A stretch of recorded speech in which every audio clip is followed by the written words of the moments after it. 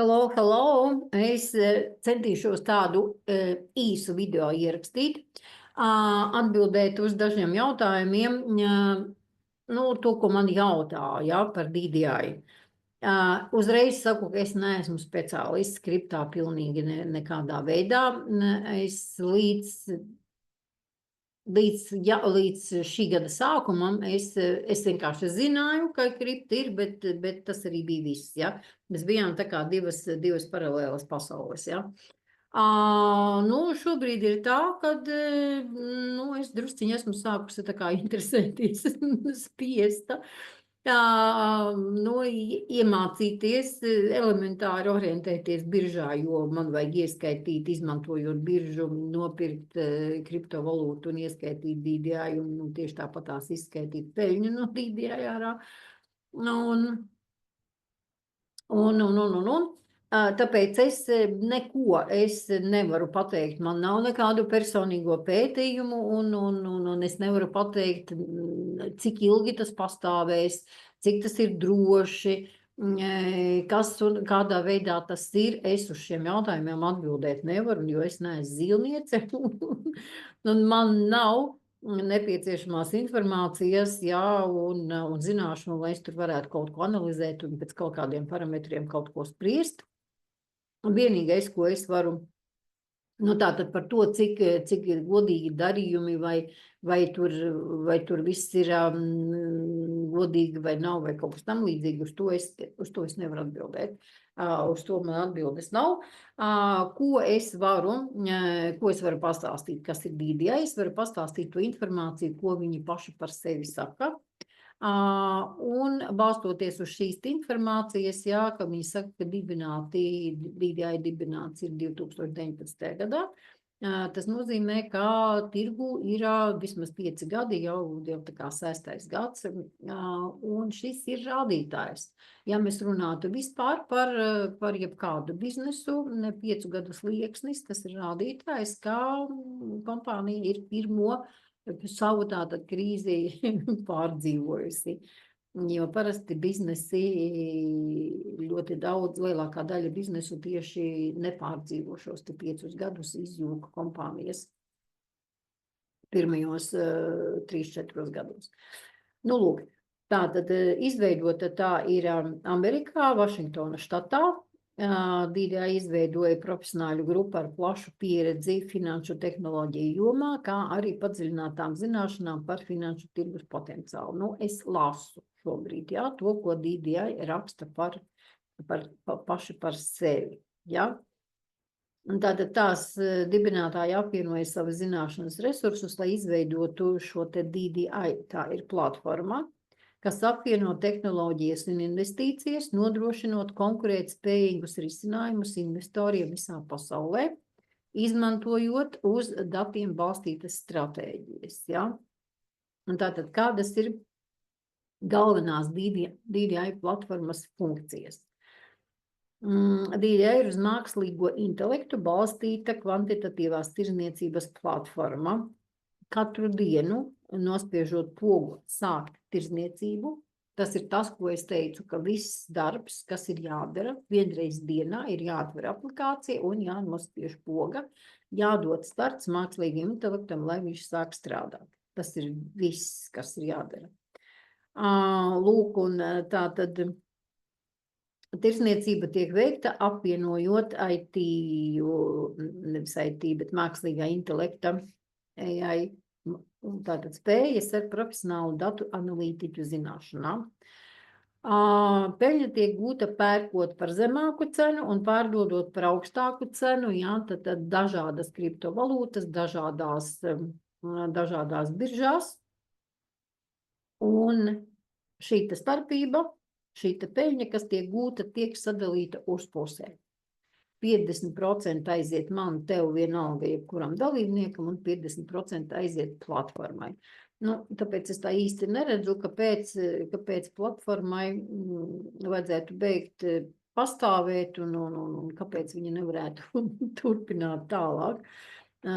Visi pelna un viss notiek. Bet tas ir pēc manām domām. Es varu kļūdīties. Jā, es vienkārši sniedzu to informāciju, kas man ir, jūs izdarat paši savas izvēles. Lūk.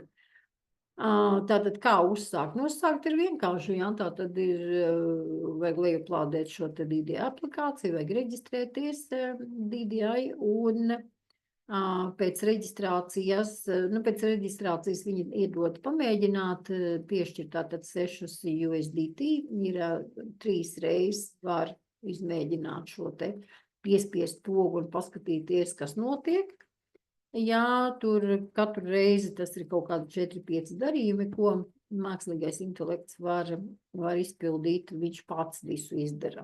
Mums nav nekas, ja tu neko nesaproti no kriptas, jā, tāpat kā es, tad tur nav nekas jāanalizē, tur nav nekas jāpēta, ja to visu izdara, absolūti izdara mākslīgais intelekts.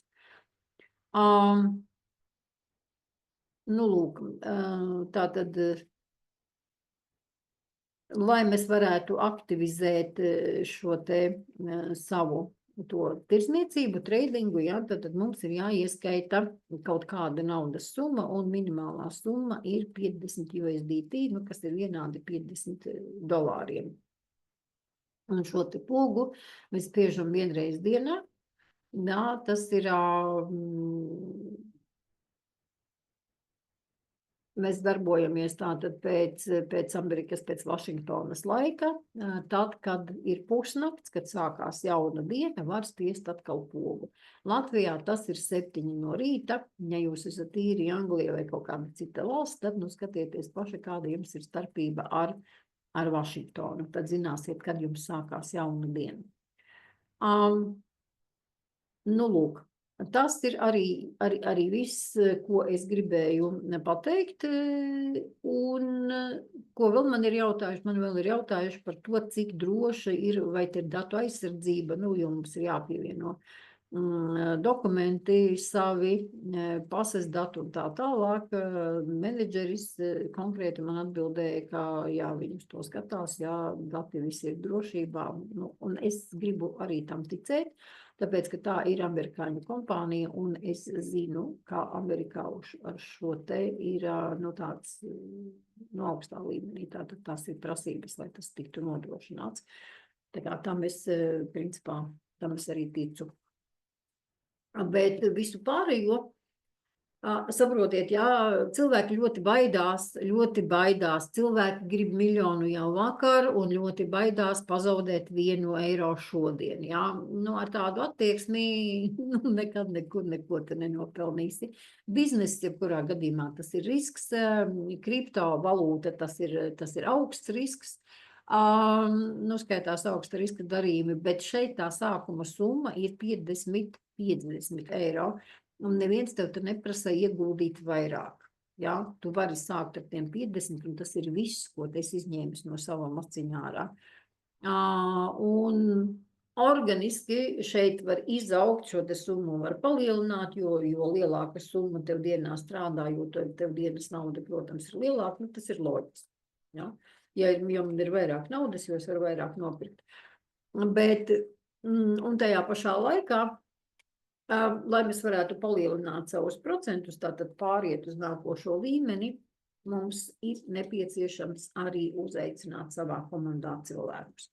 Tā kā tas ir gan jāuzkrāj nauda, kas mums strādā, gan arī jāpieaicina cilvēki. No otras puses ir tas, ka tu to savu nopelnīto naudu, jebkurā laikā vari izņemt ārā. Ja to dari vienreiz mēnesi, nu, principā reizi 21 dienā, ņemot ārā no DDI savu nopelnīto naudu, nav arī nekādas komisijas. Var ņemt biežāk, ja ir sapelnīts, jā, bet tad būs komisija, jā. Ja reizi 21 dienā, tad arī bez komisijas. Es 3 reizes esmu izņēmusi, es pie tam katru reizi caur citu biržu.